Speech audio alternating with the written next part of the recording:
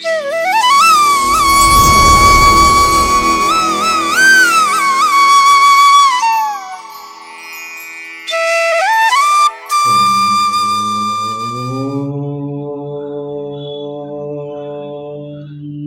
సమర్థ సద్గురు సాయినాథ్ మహారాజ్ కి జై. ముందుగా సాయి భక్తులందరికీ నమస్కారం అండి. వీడియో చూస్తున్న ప్రతి ఒక్కరిపైన ఆ సాయినాథుని ఆశీస్సులు ఉండాలని, బాబా గారి భక్తులందరూ ఎప్పుడూ కూడా ఆనందంగా సంతోషంగా వారి జీవితాన్ని గడపాలని మనస్ఫూర్తిగా కోరుకుంటూ ఈ వీడియో స్టార్ట్ చేస్తున్నాను ఫ్రెండ్స్. ఈరోజు వీడియోలో బాబా గారు తన బిడ్డలందరికీ కూడా మరొక చక్కటి సందేశాన్ని అందించబోతున్నారండి. ఈ సందేశంలో బాబా గారు ఏమంటున్నారంటే, బిడ్డ ఒక్కసారి నేను చెప్పేది విను, నిన్ను ఏడిపించే వాళ్ళ ఆట కట్టిస్తాను తల్లి అని బాబా గారు అంటూ ఉన్నారు ఫ్రెండ్స్. ఇంకా బాబా గారు ఏం చెప్తున్నారంటే, బిడ్డ నువ్వు ఎంత నిజాయితీగా ఉన్నావో నాకు తెలుసు, నీది ఎంత మంచి మనసో కూడా నాకు తెలుసమ్మా. నువ్వు ఎవ్వరినీ కూడా బాధ పెట్టకుండా, ఎవరి జోలికి పోకుండా నీ జీవితాన్ని నువ్వు ప్రశాంతంగా జీవిస్తున్నావు. కానీ నీ చుట్టూ ఉన్నవాళ్ళు నిన్ను ఏడిపిస్తున్నారు, హేళన చేస్తూ ఉన్నారు. వారి మాటలతో నిన్ను పొడుచుకు తింటూ ఉన్నారు. వారి మాటలు నిప్పులా మారి నిన్ను కాల్చేస్తున్నాయి కదా తల్లి. అయినా కూడా నువ్వు చాలా ధైర్యంగా ఉన్నావు. కానీ బిడ్డ, ఎంత ధైర్యంగా ఉన్నా కొన్నిసార్లు కన్నీరు తప్పవు, బాధ కూడా తప్పదు బిడ్డ. నువ్వు అందరితో కలిసిపోతూ ఆనందంగా ఉంటావు, కానీ నీ చుట్టూ ఉన్నవాళ్ళు నీకు బాధ మాత్రమే మిగిల్చారు. నిన్ను, నీ ప్రేమని చిన్న చూపు చూస్తూ ఉన్నారమ్మా. అలాంటి సందర్భంలో కూడా నీ కోపం కన్నీటి రూపంలో వస్తుందే కానీ ఇతరులను మాత్రం ఏమీ అనవు. నీ గురించి నువ్వు తలుచుకుంటూ చాలా దిగులుగా కూర్చున్నావు. నీ చుట్టుపక్కల వారికి నువ్వేంటో తెలియజేయాల్సిన అవసరం లేదమ్మా. నీ కన్నీటికి కారణమైన ప్రతి ఒక్కరికి తగిన గుణపాఠం నేను చెప్తాను. అప్పుడు వాళ్ళు చేసిన తప్పు వాళ్ళకి తెలిసేలా చేస్తాను. బిడ్డ, ఎప్పుడైనా కూడా కిందికి పోసిన నీటిని మళ్ళీ పైకి తీసుకురాలేం కదా.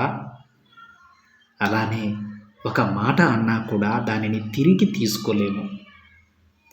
నీ దగ్గర చుట్టుపక్కల వారు వదిలిన మాటలకు అర్థమేంటో నేను వాళ్ళకి చెప్తాను. వాళ్ళు చేసిన తప్పేంటో నేను వాళ్ళకి చూపిస్తాను. వాళ్ళు చేసే పనులను నీ బాబా చూసుకుంటాడమ్మా. వారి గురించి నువ్వు ఏమాత్రం ఆలోచించాల్సిన అవసరం నీకు లేదు. గడిచిన కాలాన్ని మళ్ళీ తిరిగి తీసుకురాలేవు. కాబట్టి కాలం నీకు నేర్పిన పాఠాలను అర్థం చేసుకొని గుర్తుపెట్టుకో. మిగతావన్నీ కూడా విసిరి పారేసాయి. నువ్వు ప్రతినిత్యం నా దగ్గరకు వచ్చి, సాయి నేను ఈ అవమానాలు భరించలేకపోతున్నాను తండ్రి, వీటి నుండి నాకు విముక్తి ఎప్పుడు కలిగిస్తావు, వారిని ఎప్పుడు మారుస్తావు అని అడుగుతూ ఉన్నావు కదా బిడ్డ. నీ మాటలన్నీ కూడా నాకు వినిపిస్తున్నాయి. నీకు ద్రోహం చేసిన వారు, నీకు అన్యాయం చేసిన వారు, వాళ్ళు కూడా అంతా నా బిడ్డలే కదా. వారికి ఎలా శిక్ష వేయను చెప్పు. అలా అని వారిని ఊరికే వదిలేయనులే.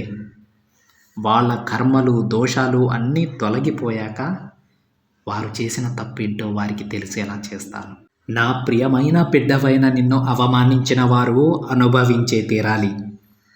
చేతులతో చేసే పాపాల కన్నా మాటలతో దూషించే వాటికే ఎక్కువ పాపం చేకూరుతుంది. ఎవరైతే మాటలతో దూషిస్తూ ఉంటారో, పాపకర్మల గురించి ఎవరికైతే తెలియదో వారికి నీ సాయి అన్నీ తెలిసేలా చేస్తాడు బిడ్డ. నీ సాయి గురించి నీకు తెలుసు కదా. ఇక ఇంతకన్నా ఏం కావాలి చెప్పు. నీ సాయి గురించి తెలియని వారు పాపకర్మలు మోస్తూ ఉన్నారు.